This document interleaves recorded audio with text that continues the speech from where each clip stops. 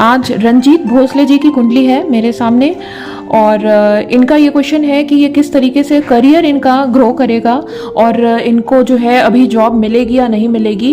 और इनका कुल मिला के करियर रिलेटेड क्वेश्चन है, ठीक है, कि किस तरीके से ये करियर में अपने ग्रो हो सकते हैं और क्या ये जो इनका कंजंक्शन बना हुआ है गुरु चांडाल योग जो बना हुआ है ये इनको फायदा या नुकसान क्या देगा। उसके पहले अगर आप अब तक मेरे चैनल के साथ जुड़े नहीं हैं तो मेरे चैनल को सब्सक्राइब कर लीजिए और जो है अगर आप अपने बर्थ चार्ट का एनालिसिस मुझसे कराना चाहते हैं, आपका कोई स्पेसिफिक क्वेश्चन है तो आप व्हाट्सएप ग्रुप से जुड़ सकते हैं, मुझे व्हाट्सएप कर सकते हैं और आप कमेंट सेक्शन में अपना कमेंट जरूर डाला कीजिए, ठीक है। तो लेट्स बिगिन द वीडियो। ये रंजीत जी की जो अभी महादशा चल रही है और जो अंतरदशा चल रही है दोनों ही वीनस की है, ओके।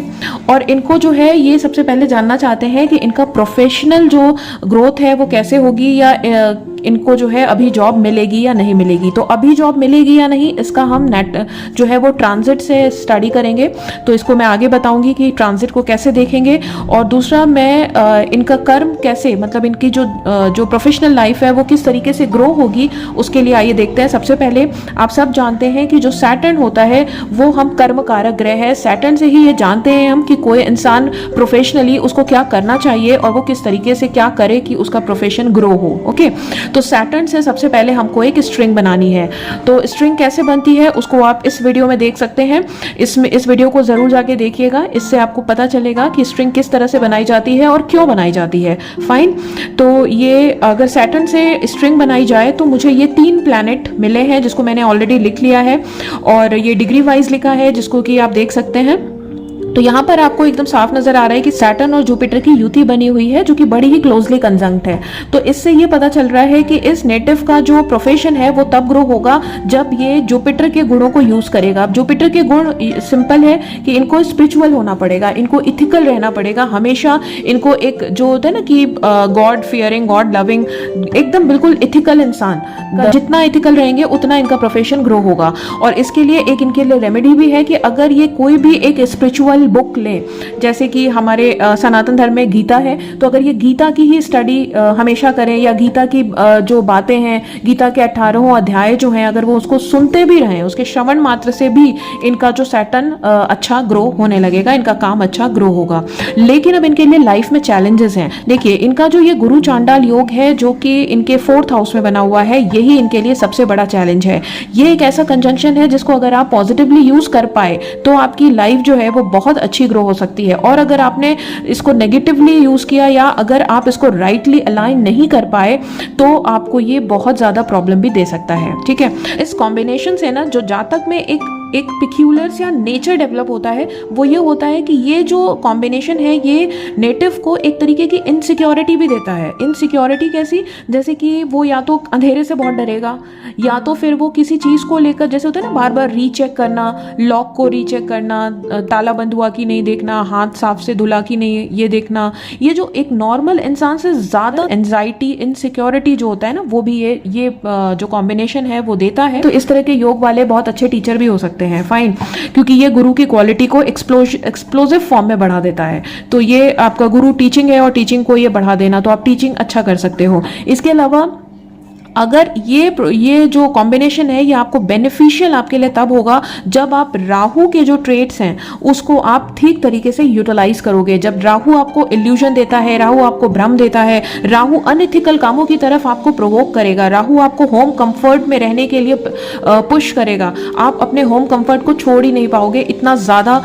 ऐसे लोग जो है ना वो बहुत बड़ी बड़ी बातें करते हैं कि मुझे बड़ा घर चाहिए, बड़ी गाड़ी चाहिए, सारी लग्जरी चाहिए, ये सब बात करेंगे, लेकिन जब करने को आएगा तो वो क्या कहेंगे, वो इन सब चीजों को पाने के लिए राहु उनको अनएथिकल काम करने के लिए भी प्रेरित कर सकता है।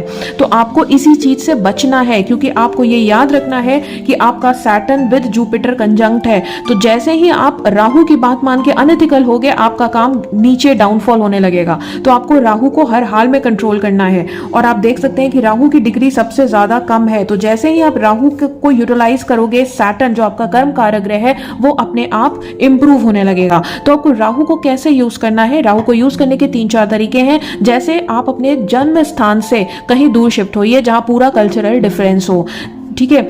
दूसरा, आप फॉरेन कंट्री शिफ्ट हो सकते हैं। तीसरा, आप एमएनसी में जॉब कर सकते हैं, लेकिन वो एमएनसी की जॉब आपके बर्थ प्लेस से दूर होनी चाहिए।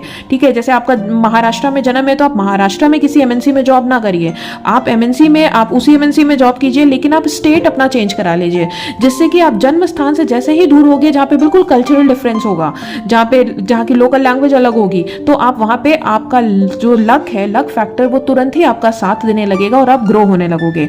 और तब आपको राहु जो है वो अनएथिकल कामों की तरफ पुश नहीं कर पाएगा, क्योंकि आपने राहु को, उसको पॉजिटिवली आपने यूज कर लिया। दूसरा अब ये है कि अगर मैं ये देखना चाहूँ कि आपको जॉब कब मिलेगी या अभी जॉब के योग हैं या नहीं है, तो जो अभी ट्रांजिट का जुपिटर है वो जो है वो टॉरस साइन में है। ठीक है, करंट जो जुपिटर का ट्रांजिट हो रहा है वो टॉरस साइन में है। तो जुपिटर जब टॉरस साइन में है तो आप देख सकते हो ये मीन लगन के लिए थर्ड हाउस बनता है। तो थर्ड हाउस में आप देखोगे कि इनकी जो फिफ्थ दृष्टि है वो 1 2 3 4 5, फिफ्थ दृष्टि इनकी 7th हाउस पे पड़ रही है, और 10th दृष्टि इनकी देखोगे तो आप 12th हाउस पे आएगी। ठीक है, ये 7th और 12th हाउस पे जुपिटर, जो ट्रांजिट का जुपिटर है, उसकी ये दृष्टि है। तो ये दोनों दृष्टियां इनके लिए बहुत ज्यादा फायदेमंद है। किस तरह से? पहला ये कि इनकी ये शादी का योग बना हुआ है, अगर ये बिजनेस में होते तो इनका बिजनेस में बहुत अच्छा टाइम ये हो सकता था, और अगर ये मैरिजेबल है तो शादी का योग अच्छा है। और 12th हाउस में इसकी दृष्टि, जुपिटर की, गुरुदेव की दृष्टि पड़ने से ये फायदा है कि अगर ये राहु को यूटिलाइज करने के लिए फॉरेन शिफ्ट होना चाहते हैं तो ये फॉरेन शिफ्ट होने का दी बेस्ट टाइम है। यहाँ पर इनको जॉब मिलने के पूरे पूरे योग बने हुए हैं।